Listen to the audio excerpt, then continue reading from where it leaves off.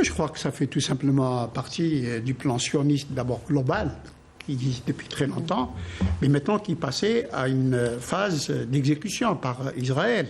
Après avoir neutralisé, entre guillemets, les pays arabes, maintenant il passe à l'occupation par le soft power des pays arabes. Tout à l'heure, vous parliez d'un accord entre universités. Ça, c'était d'ailleurs, dans un plan général, c'était une façon de dorer la pilule, de pouvoir faire accepter la normalisation.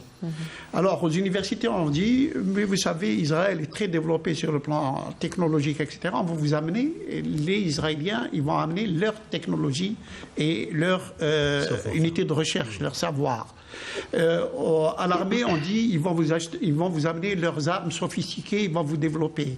Au secteur économique, on va leur dire, mais vous savez, il y a des PME, PMI israéliennes très, très puissantes, très agissantes, ils vont vous apprendre. Et c'est ainsi. Il n'y a que le peuple qui n'ont pas pu pouvoir avoir, parce que le peuple s'est senti touché dans sa dignité et dans sa islamité par cette normalisation.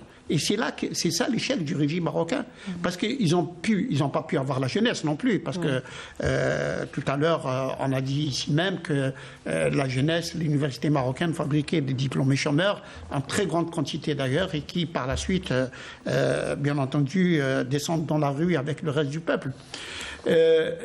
Israël a un plan, c'est celui, ils ne font de cadeau à aucun pays arabe.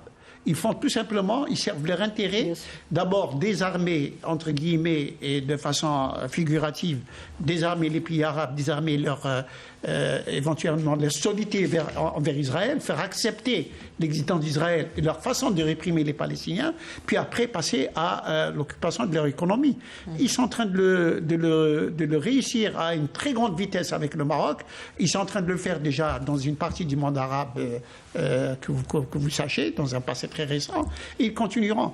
Et donc le seul pays par lequel ils n'ont pas trouvé une porte d'entrée, ça reste l'Algérie. Et c'est ça qui va motiver les tentatives et les opérations de déstabilisation de notre pays avec l'aide du Maroc, parce que nous avons une frontière commune.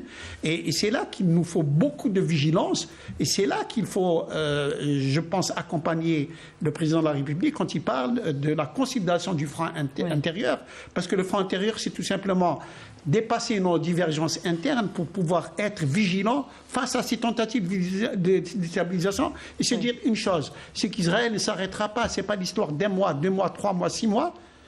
Il va rester tant qu'il sera au Maroc, il essaiera de déstabiliser l'Algérie.